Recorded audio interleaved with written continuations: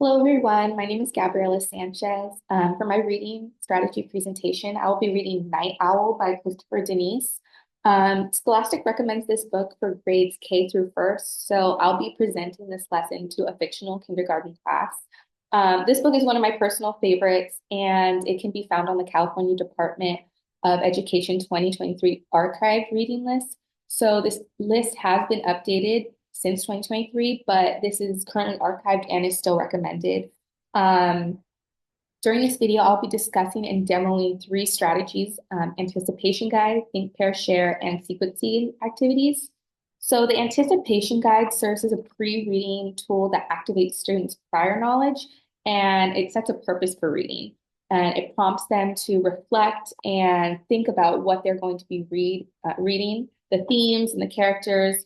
So this strategy not only engages students, but it also enhances comprehension by encouraging them to make connections between their existing knowledge and their new information that they'll be learning. Also be demoing think, pair, share. So this strategy encourages collaboration between students and communication. And it allows them to share their ideas with a partner and then the larger group, which will be the whole class. So this method promotes comprehension as well as helps students articulate their thoughts more clearly. And then finally, for my after reading strategy, I will introduce a sequencing activity. This strategy reinforces understanding of narrative structure by having students organize key events in a story in chronological order. So by using materials like movable pictures and sentence strips, this hands-on approach really encourages comprehension and understanding of the material, and it allows students to better grasp the story's flow and main ideas. So during this video, I will be introducing and explaining how these strategies work to my fictional class. So I'm going to be using language that's geared towards a kindergarten class. Okay, hello everyone. Today we're going to be reading this book by Christopher Denise. It's called Night Owl. So before we start this book, we're going to do something called an anticipation guide.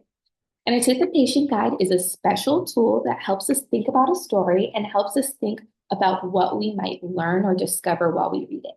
So I'm going to hand out this piece of paper.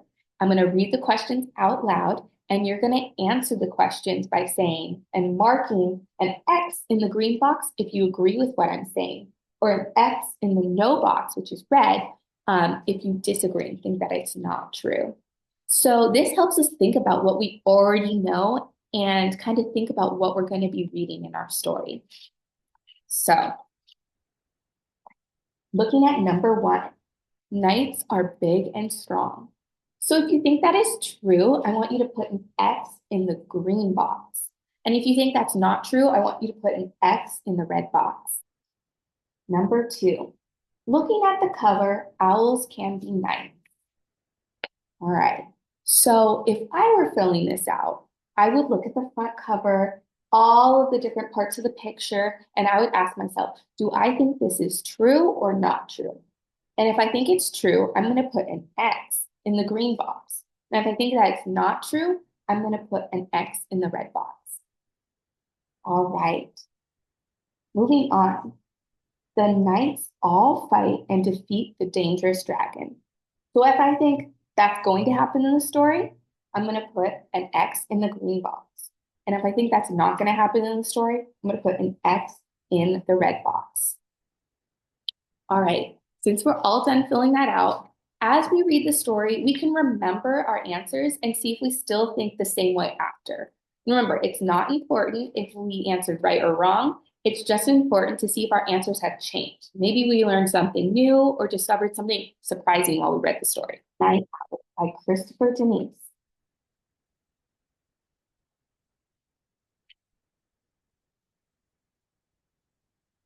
Since the day he hatched, Owl had one wish: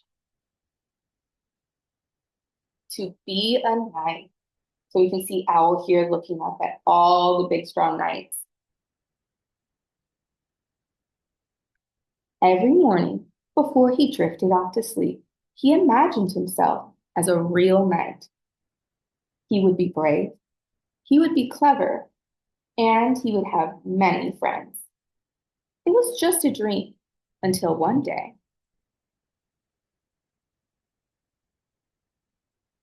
the knights began disappearing from the castle.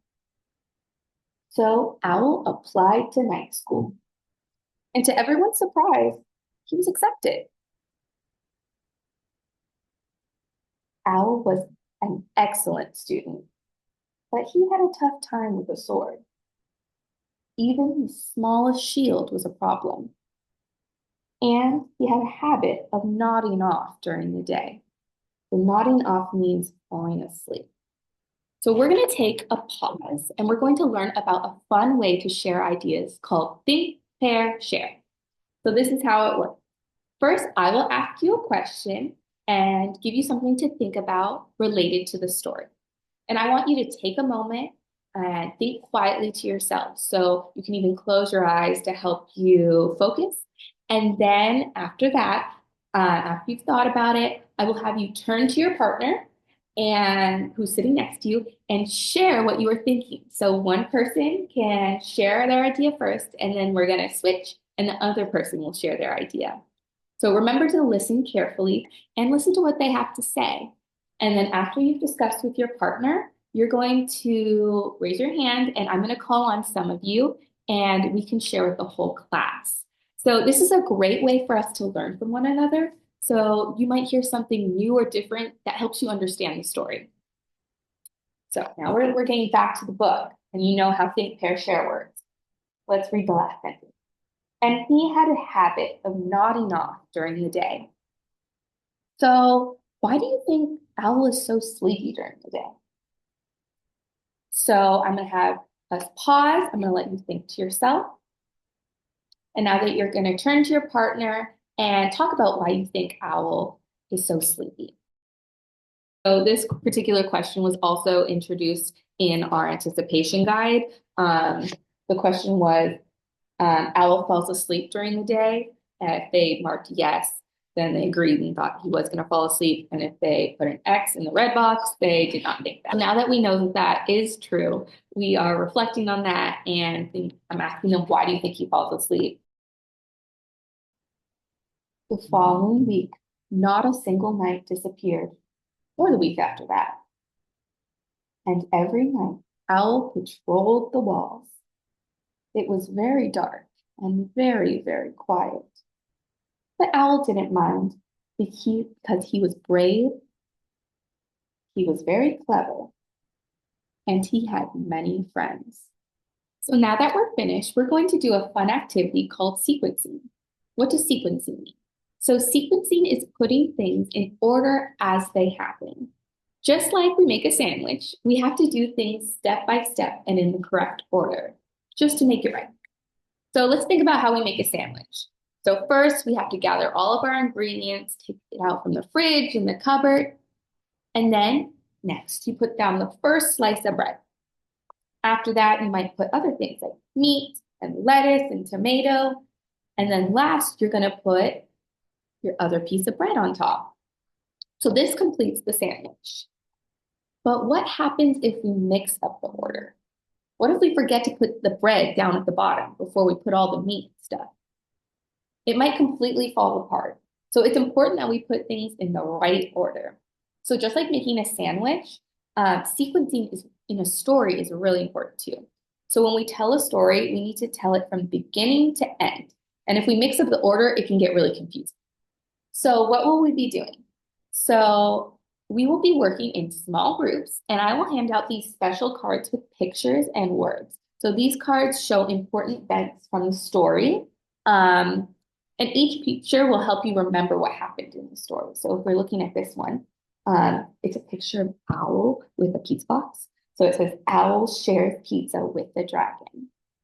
Like the next one says, Owl makes friends with the dragon. So these are all different important events that happened in the story. So your job is to work together with your group and put these pictures in the correct order. So think about what happened first in the story and then what happened after that. And remember, you can talk and help each other. After we're done putting our pictures in the order we think it goes, we're going to have each group share what they came up with and see maybe some of us got things in different orders and we can learn from each other.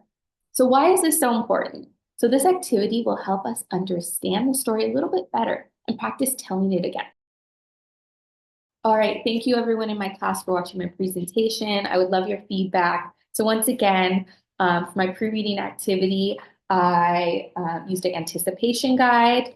Um, During the reading, I had them use think, pair, share where they worked with one another. And at the end, I had them do sequencing using picture cards and sentence strips.